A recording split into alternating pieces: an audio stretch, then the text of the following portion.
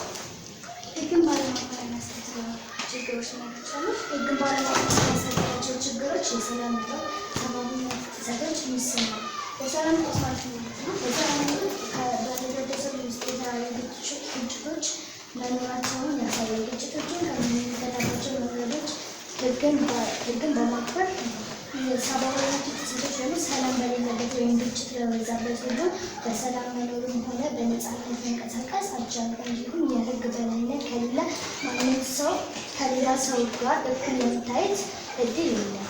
ሙስና የተሰጠንን ኃላፊነት ወደ ጎን በመተው የራሳችንን ጥቅም ማስቀደም ወይም ማሳካት ነው። ችግር የለም።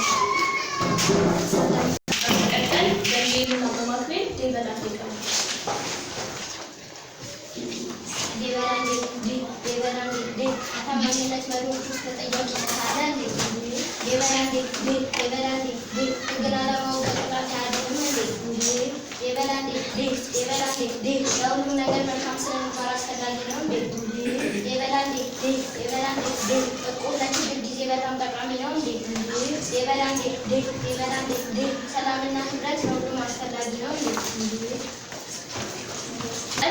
በተማሪ ፈርሃን ግጥም ቀርብላቸዋል።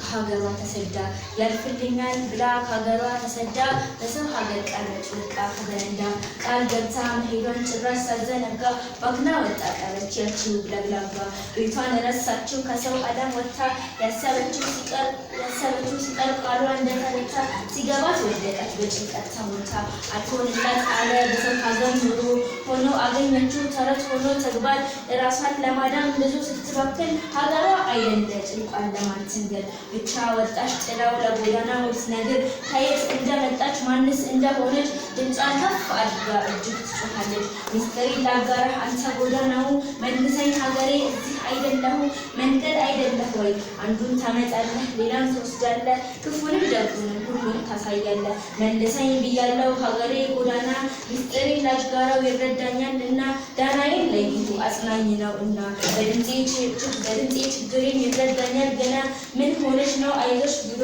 ይረዳኛል ያገሬ ጎዳና እጅጉን ይፍቆኛል ያገሬ ጎዳና እጅጉን ይፍቆኛል እባክህ መልሰኝ ሚስጥር አለኝና እያለች መንገድ ትከሳለች ሰው የሚሰማ ዳታ በሰው ሀገር ኑሮ በጎዳና ወጥታ በጭንቀት ተሞልታ በኑሮ ተረታ ትኖር ጀምራለች ራሷን ደስታ ሀገሯ አይደለ ጭንቋን ለማን ትንገድ ብቻ ወጣች ጥላው ለጎዳና ወጥሰድ ሀገሯ አይደለ ጭንቋን ለማን ትንገድ ሀገሯ አይደለ ጭንቋን ለማን ትንገድ ሀገሯ ለመግባት በሰው ሀገር ሆና ትጓዛለች ስታካልን ብላ ትላለች ደግሞ መንገድ ትከሳለች አንተ የሰው ሀገር ረጅም ጎዳና እጅጉን ብትረዝም ብታምር ብትለጨለጭም ሀገሬ ጎዳና አትገልጸም ብላ ትቆማለች በዛለ አካሏ በሰለለ ድምፅ ትላለች ሀገሬ እጅግ ናፍቀሽኛል ሁሌም አለታዬ ሰንደቅሽን ከፍ በፍቅር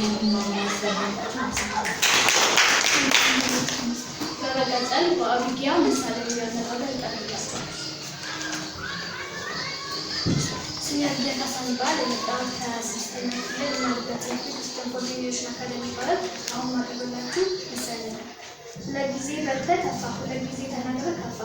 ይህ ምሳሌ አነጋገር የሚያሳየው ከመጠን ያለፈ ተግባር መፈጸም ውጤቱ መጥፎ ሊሆን ይችላል።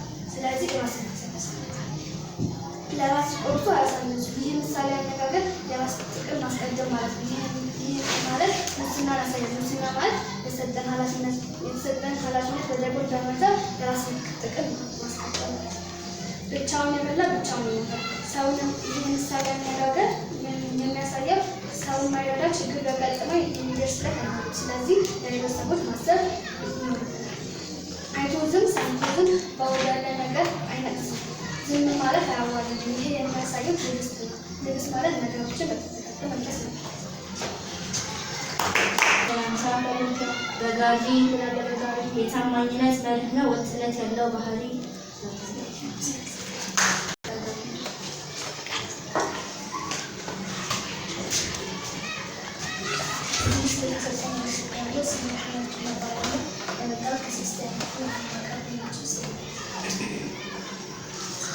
እዚህ ጋር የሚታየው እነዚህ ሶስት ሰዎች ነው። እዚህ ጋር ይህኛው ያወራሉ፣ እነዚህ ደግሞ ያዳመጡ።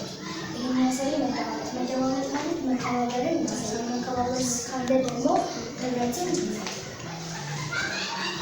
እዚህ ጋር የሚታዩት ደግሞ እዚህ ጋር የተቸገረች እናታለች። እዚህ ጋር ደግሞ እዚህ ሄደው እሷን ሲረዳት ይታያል። ይሄ የሚያሳየው ለትክክለኛ ነገር አብሮ መቆም። ይህ ደግሞ የመልካም ባህሪ መገለጫ።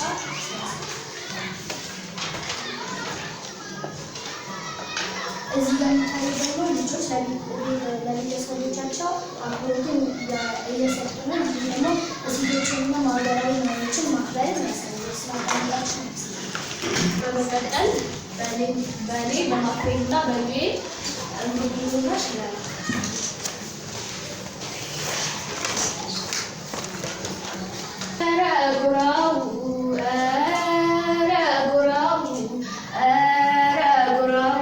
እናት ሀገርማ የተከበረች ነች